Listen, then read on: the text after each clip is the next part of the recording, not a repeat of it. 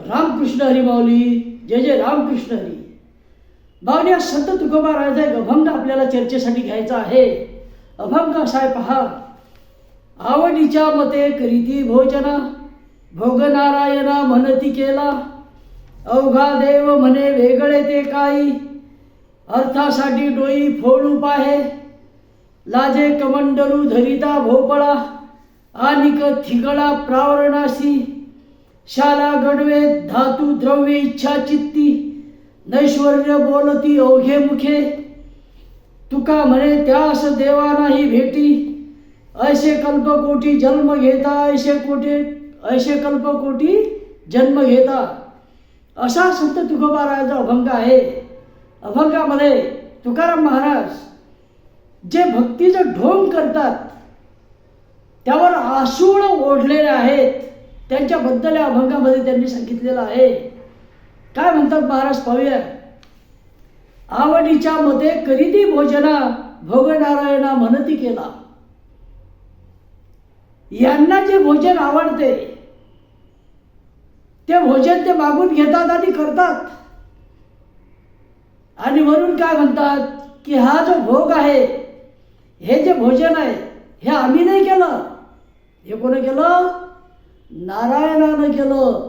स्वतः भगवंतानं हे भोजन केलं, आम्ही केलं नाही. भोजन कोणाच्या आवडीचं असते? या लोकांच्या आवडीचं असते. ते करायला लावतात आणि फस्त करतात, परंतु नाव मात्र देवाचं घेतात. आणि भोजन देणाऱ्याला म्हणतात की आता हे जे भोजन आहे, भोजन नारायणानं केलेलं आहे, स्वतः भगवंतानं हे जेवण केलेलं आहे, त्यामुळे तुम्हाला पुण्याचा लाभ असा झालेला आहे, असं या ठिकाणी महाराज म्हणतात. आता यासाठी एक संत गजानन महाराजांच्या गजानन विजय ग्रंथामधील 8व्या अध्यायामध्ये ब्रह्मगिरी गोसावी आणि त्याच्या शिष्याबद्दलची एक कथा आलेली आहे, ती सांगावीशी वाटते. ब्रह्मगिरी गोसाव्याचे शिष्य, ज्याची संख्या 15-16 अशी होती, भव्य कपडे, टाळ्या वगैरे वाढलेल्या, हे फिरत फिरत शेगावमध्ये आले. शेगावमध्ये त्यांना माहिती झालं की या ठिकाणी एक दिगंबर अवस्थेमध्ये राहणारा साधू आहे. आणि तो कुठे राहतो? तर सुरुवातीला त्या काळामध्ये गजानन महाराज खंडू पाटलाकडे राहायचे. नंतर कृष्णाजी पाटलाच्या मळ्यामध्ये निसर्गरम्य वातावरण होतं आणि तिथे ओटा वगैरे होता आणि भगवान शंकरजीचं मंदिर होतं, भगवान शिवाचं मंदिर त्या ठिकाणी होतं. गजानन महाराज म्हणत की मला आता त्या ठिकाणी राहावं असं वाटते, कारण त्या ठिकाणी शिव भोले चक्रवर्ती त्या ठिकाणी राहतात, नीलकंठ त्या ठिकाणी राहतात. मला सुद्धा काही दिवसासाठी तिथे जाऊन राहायचं आहे. त्या ठिकाणी त्यांनी कृष्णाजी पाटलांना सांगितलं की एखादं छप्पर वगैरे त्या ठिकाणी काढून दे. यांनी सांगताच कृष्णाजी पाटलांनी तिथे टिनाचं एक छत काढलं ओठ्यावर आणि तिथे पलंग वगैरे नेऊन ठेवला आणि गजानन महाराज ते छपरामध्ये जाऊन राहायला लागले. आणि त्या काळामध्ये हे 15-20 साधू कृष्णाजी पाटलाकडे आले आणि त्याला म्हणायला लागले की तुम्ही एक नग्न साधू पोचलेला आहे. हे पोथीमधले शब्द आहेत. आणि तुम्ही काय करून राहिले? तर गाढवाला पोसता आणि गाईला लाथा मारता, असं ते गोसावी कृष्णाजी पाटलाशी बोलले. कृष्णाजी पाटील म्हणाले तुमचं काय म्हणणं आहे ते सांगा, विनाकारण दुसरं काही बोलू नका. तेव्हा या गोसाव्यांचे जे होते काही प्रतिनिधी, त्यांनी सांगितलं की आम्ही ब्रह्मगिरी गोसाव्याचे शिष्य आहोत आणि ब्रह्मगिरीचा अधिकार खूप मोठा आहे. प्रत्यक्ष पांडुरंग त्यांच्याशी बोलतो, ईश्वर त्यांच्याशी बोलतो, एवढा मोठा अधिकार त्यांचा. आणि प्रचंड ज्ञानी, विद्वान, प्रकांड पंडित असा ब्रह्मगिरी गोसावी आहे आणि त्याचे आम्ही शिष्य आहोत. तीर्थाटन करत आहोत आणि पुढे तीर्थासाठी जात आहोत. तेव्हा आम्हाला तुम्ही एक काम करा, शिरापुरीचं जेवण द्या आणि ओढण्यासाठी गांजाची सोय लावा. कृष्णाजी पाटील म्हणाले, आज तर काही शक्य नाही शिरापुरीचं जेवण, बेसन भाकर तयार आहे, हे बेसन भाकर घेऊन जा आणि गांजा तुम्हाला तिथेच मिळेल पाहिजे तेवढा मळ्यात. या साधूंनी काय केलं, बेसन भाकर घेऊन मळ्यामध्ये गेले, जेवण केले, नंतर बसले, छपराच्या आजूबाजूला कडासनं लावले आणि गांजाच्या चिलमी भरल्या, गांजा पिला. नंतर काय केलं पहा, नंतर ब्रह्मगिरी गोसावी जो आहे, जो यांचा मुख्य होता, ज्याला एक प्रचंड ज्ञानी असं म्हणत, यानं भगवद्गीतेवर प्रवचन द्यायला सुरुवात केली. गावामधले भक्तगण सुद्धा आले होते ऐकण्यासाठी, ते सुद्धा जाऊन बसले यांच्या बाजूला.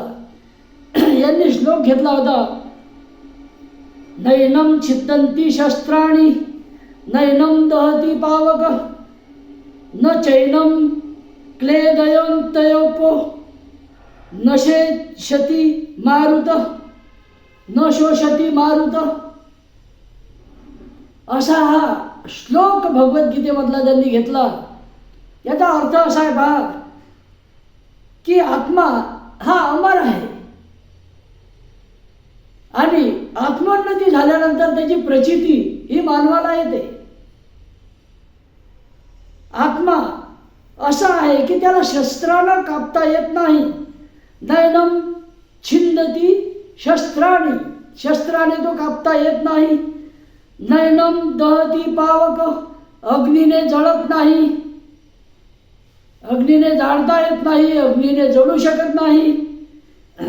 न चैनम क्लेदयोत्युप्पो, म्हणजे पाण्यानं तो ओला होत नाही, पाण्याचा त्यावर काहीही परिणाम होत नाही. न शोषती मारुतम, न शोषती मारुतम, हवा सुद्धा त्यावर कोणताच परिणाम करू शकत नाही, हवा त्याला सुकवू शकत नाही. जसा आहे आत्मा तसाच राहतो, त्यावर कशाचाही परिणाम होत नाही. शस्त्रानं कापता येत नाही, अग्नीनं जळत नाही, पाण्यानं ओला होत नाही, भिजत नाही किंवा बुडत नाही पाण्यामध्ये. तसंच हवेनं सुद्धा तो सुकत नाही, इकडे तिकडे उडून सुद्धा जात नाही. आणि त्यावर त्यांनी वेगवेगळे दृष्टांत दिले आणि लोकांना सांगितलं. आता भगवद्गीतेमधला श्लोक लोकांना काही ते पटलं नाही, त्याला दृष्टांत दिले ते पटले नाही. मग लोक उठले आणि परत छपरामध्ये येऊन बसले. कोणाजवळ? गजानन महाराजच्या पलंगाच्या आजूबाजूला येऊन बसले आणि गजाननाची भक्ती करायला लागले. गजानन महाराजचं सुरू होतं, गण गण गणात होते आणि भक्तगण त्याच्या बाजूला होते. गजानन महाराजांसोबत त्यांचा एक निष्ठावान शिष्य होता, भास्कर पाटील. चांगले धिप्पाड होते भास्कर पाटील म्हटलं. आता श्लोक ऐकला, गजानन महाराजांनी सुद्धा ते ऐकलं आणि झालं काय पहा, ब्रह्मगिरी गोसावी हा गर्व झाला होता त्याला ज्ञानाचा. आणि काय मागितलं होतं खाण्यासाठी? शिरा पुरी आणि ओढण्यासाठी गांजा. म्हणजे यांच्या आवडीचं जर समजा, म्हणजे कृष्णाजी पाटलाला त्यांनी सांगितलं की शिरापुरीचं जेवण दे आणि ओढण्यासाठी गांजा दे, एवढं जर केलं तर तुम्हाला पुण्यच पुण्य लाभेल, पुण्य लाभेल आणि तुमचं भलं होईल. आणि कृष्णाजी पाटलांनी कबूल सुद्धा केलं. पहिल्या दिवशी बेसन भाकर दिली आणि म्हणजे दुसऱ्या दिवशी शिरापुरी त्यांना कबूल केली. म्हणजे आवडीचं भोजन त्यांचे. गजानन महाराजांना हे पटलं नाही. त्यांना समजलं की हे पोट भरे साधू आहे आणि ज्ञान जे आहे हे ज्ञान वरवरच आहे, अभिमान आहे ज्ञानाचा यांना आणि कोरडं ज्ञान आहे. मग त्यांनी परीक्षा घेण्याची ठरवली. झालं काय पहा, हे गांजा ओढायला लागले कडासनं लावून. आणि गांजा ओढत असताना मग हे इकडे गांजा ओढत होते, प्रवचन झाल्यावरही गांजा ओढायला बसले आणि त्या ठिकाणी एक ठिणगी विस्तवाची पलंगावर पडली. पलंग पेटला, धूर निघायला लागला आणि धाड पेटायला लागला सर्व बाजूने. गजानन महाराज बसलेले राहिले, शांतपणे हसत होते आतमध्ये त्या पलंगावर. पलंग पेटलेला आहे चोर बाजूंनी, आग लागलेली आहे त्याला. तेव्हा शिष्यगण गजानन महाराजांना विनवणी करायला लागले की महाराज खाली या, अग्नी जाळून टाकेल, तुम्हाला चटके लागतील. गजानन महाराज म्हणाले काही होणार नाही, आताच प्रवचन ऐकलं तुम्ही. ब्रह्मगिरी गोसावी खूप महाज्ञानी आहेत आणि त्यांनी सांगितलं, काय सांगितलं, नैनम दहती पावकम, म्हणजे ह्या पाण्याने विझवण्याची गरज नाही, पाणी आणू नका. भास्कर पाटील पाणी आणायला लावले होते आग विझवण्यासाठी. गजानन महाराजांनी सांगितलं पाणी अजिबात आणायचं नाही. का? कारण आताच ऐकलं आपण, काय, नैनम दहती पावकम, म्हणजे अग्नी जाळू शकत नाही. मग एक काम करा, ब्रह्मगिरी गोसाव्यांना सुद्धा माझ्यासोबत आणून बसवा या पलंगावर. भास्करा जा आणि त्या ब्रह्मगिरीला घेऊन ये माझ्या पलंगावर, ते सुद्धा बसतील, कारण अग्नी जाळू शकत नाही. अनुभवाला बोल होते त्यांचे, कोणाचे, ब्रह्मगिरीचे. आणि गर्व होता ज्ञानाचा, खूप गर्व होता.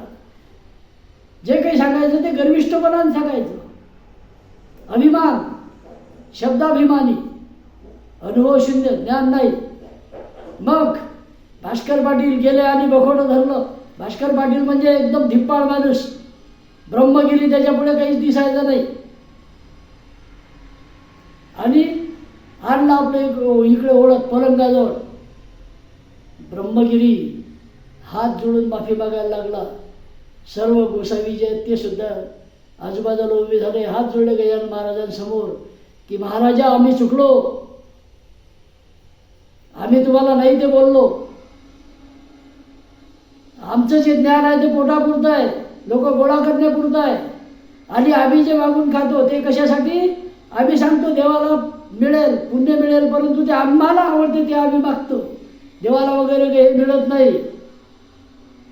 आम्ही तुमच्याबद्दल नाही ते बोललो, त्याबद्दल आम्हाला क्षमा करा, खरे ज्ञानी तुम्ही आहात. मान्य केलं, त्याचा गर्व हरण झाला, डोळ्यातून आसू यायला लागली. आणि मग हे जे शिष्यगण होते गजानन महाराजांचे, त्यांनी विनवणी केली की महाराज आता पलंगाच्या खाली या, आमच्यासाठी तरी खाली या, आम्हाला माहीत आहे तुम्हाला काही होणार नाही, परंतु खाली आहे. गजानन महाराजांनी ऐकलं आणि पलंगावरून खाली उडी घेतली. गजानन महाराज खाली येताबरोबर पलंग असं म्हणतात की तो पूर्ण जळला होता, तो तुटला आणि पूर्ण जळून राख त्याची झाली. तो पलंग खाली पडला. गजानन महाराज बाजूला झाल्यावर, ही कृष्णाजी पाटलाच्या मळ्यामधली कथा आहे. त्या अशा तऱ्हेनं हे जे असतात, हे त्यांना आवडते ते मागतात आणि देवाचं नाव बदनाम करतात. हेच तुकाराम महाराजांनी सुद्धा अभंगामध्ये सांगितलेलं आहे, आवडीच्या मध्ये करीती भोजना, भोग नारायणा म्हणती केला. पुढे महाराज काय म्हणतात, अवघा देव म्हणे वेगळे ते काही, अर्थासाठी डोई फोडू पाहिजे. जे जर खरोखर समजा यांना सांगायचं आहे की सर्वत्र देव आहे, सर्वत्र कशाचा आहे, देवाचा वास आहे, देवाशिवाय दुसरं काहीच नाही. परंतु अगदी थोड्याशा पैशासाठी सुद्धा हे डोकी फोडायला मागे पुढे पाहत नाहीत. अहो काही साधू तर असे आहेत की कार्यक्रम घेतात, त्यांना पैसा ॲडव्हान्स पाहिजे, लाखो रुपये घेतात, आणि थोडेसे जरी कमी पडले, त्या भक्तांच्या वर्गणीमध्ये काही कमी झाले किंवा उदारी पादारीमध्ये राहिले 2-3 लाख, तर हे लोक तिथे यायला चक्क नकार देतात. कार्यक्रम तुमचा कॅन्सल झाला तर चालेल, एवढं या पैशाला महत्त्व दिलं जाते. तसेच हे ढोंगी साधू असतात, पैशासाठी ते एकमेकाची डोके फोडायला सुद्धा मागे पुढे पाहत नाहीत. जे अर्थासाठी डोई फोडू पाहिजे. इकडे सांगायचं सर्वत्र देवाचा वास आहे आणि पैशासाठी भांडायचं. बरोबर आहे का हे? नाही माऊली, नाही. तेव्हा अर्थ सुद्धा बरोबर काढता आला पाहिजे. अर्थ या ठिकाणी कोणता सांगितला, अर्थ म्हणजे पैसा, अर्थशास्त्रामधला पैसा. नाहीतर मग अर्थाचा अनर्थ जर केला तर दुसराच अर्थ निघतो. म्हणून अर्थ योग्यरित्या काढला गेला पाहिजे. पुढे काय म्हणतात पहा. लाजे कमंडलो धरिता भोपळा आणि थिगळा प्रावरणाशी. आणि हे जे असे दुराभिमानी आणि पोटभरे साधू असतात, यांना भोपळ्याचा कमंडलू हातामध्ये धरण्याची लाज वाटते. कमंडलू असतो साधूच्या हातामध्ये. नाथपंथी लोक पाहिले तुम्ही काही खरे संन्यासी, त्यांच्या हातामध्ये भोपळ्याचा कमंडलू असतो. भोपळ्याचा असा कापलेला भोपळा असतो, त्यामध्ये ते काही त्याच्या वस्तू ठेवतात, त्यामधूनच पाणी वगैरे पितात. तो कमंडलू. यांना हा भोपळ्याचा कमंडलू हातामध्ये धरण्याची लाज वाटते. आणि ठिगळाचे प्रावरण अंगावर घ्यायला सुद्धा लाज वाटते. त्यांना नवीनच पाहिजे सर्व, जुनं चालत नाही, सर्व न्यू पाहिजे. शाला गडवे धातू द्रव्य इच्छा चित्ती नैश्वर्य बोलती अवघे मुखे. यांच्या मनामधून कशाची इच्छा असते, काय मिळालं पाहिजे अशी इच्छा असते. मिळालं नाही तर मागतात सुद्धा. काय शाला, चांगल्या चांगल्या भारी भरजरी वस्त्रांची त्यांची इच्छा असते, मिळाले पाहिजे, हाव असते. त्यानंतर सोन्या चांदीचे गळवे, धातू म्हणजे मौल्यवान धातू, तांबा पितळ नाही, त्यांना सोनं चांदी असे मौल्यवान धातू. त्याचबरोबर द्रव्य म्हणजे पैसा, धन, याची सुद्धा मनामध्ये इच्छा असते. आणि वरवर काय म्हणतात की सर्व नश्वर आहे, हे येथेच सर्व टाकून द्यावं लागते. तेव्हा मोह मायामध्ये अडकू नका, पैसा गोळा करू नका, दान करा कोणाला, यांना. म्हणजे तुम्हाला काम नाही पैशाचं, तुम्ही विरक्त व्हा. मुलं बाळं उपाशी गेलेच चालतील, परंतु यांना दान करा. कारण सर्व नश्वर आहे, सर्व नाश होणार आहे, असं हे लोक सांगतात. आणि स्वतः मात्र आनेदेव करतात.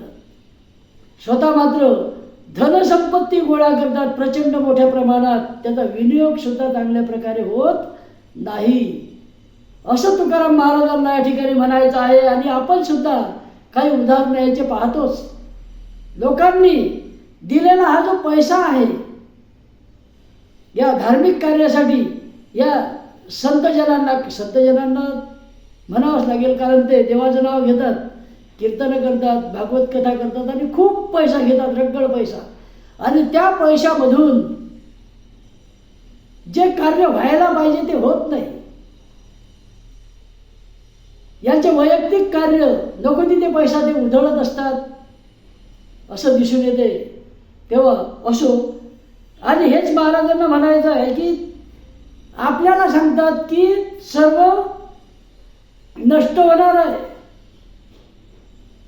सर्व नैश्वर्य आहे, परंतु स्वतः मात्र भरजरी कपडे, त्यानंतर सोन्या चांदीचे गळवे, मौल्यवान धातू, द्रव्य यांची इच्छा मनामध्ये असते, लोभ मनामध्ये त्यांच्या असतो.